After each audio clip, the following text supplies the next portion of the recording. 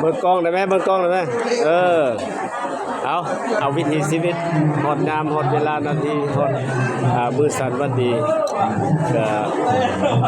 คนลาวชาวพุทธทางเอาตุนญาติโยม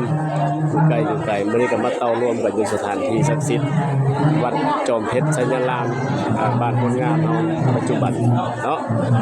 มื้อนี้ก็เป็นมื้อขึ้น14ค่ำเดือน10 2547หรือว่าตรงกับวันจันทร์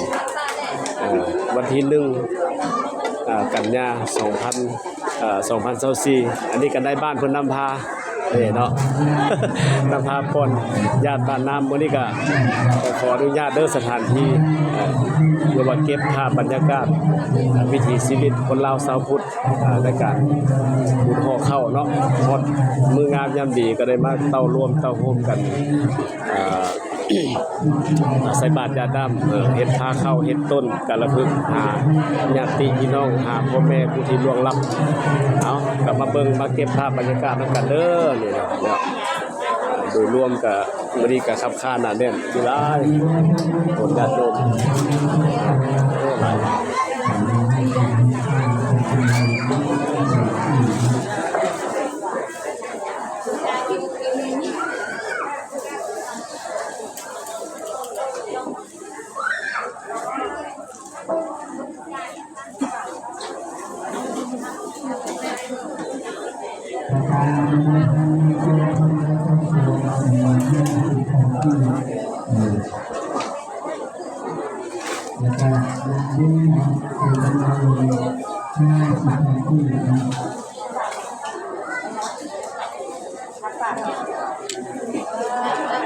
ไปเลย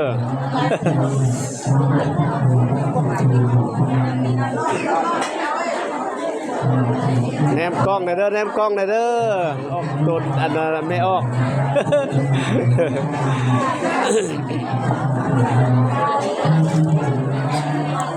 มีทั้งผู้เฒ่าผู้แก่น้อยหนุ่มยิ่งชาย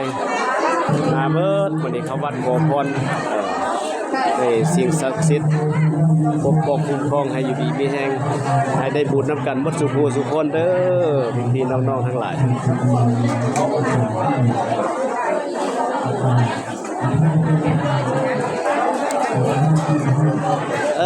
กัดจักสั้นเลยว่ะเด็ก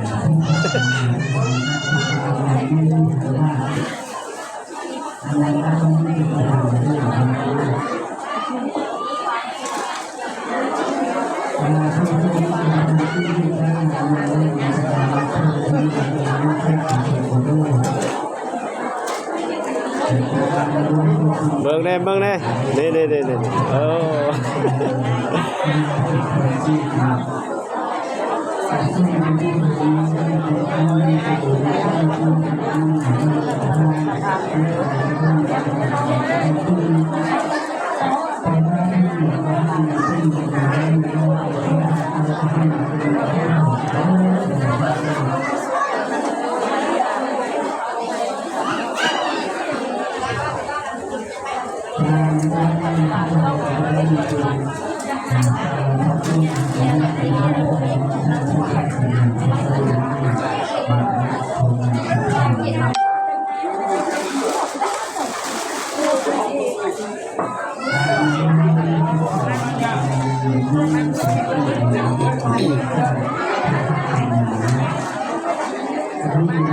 นี่คาดว่าประมาณ9 โมงจังสิสำเร็จเนาะเพราะว่าออกตนญาติโยมก็ยังมีหลายเนาะขอเก็บภาพบรรยากาศสำนี้ก่อนเด้อพี่น้องๆ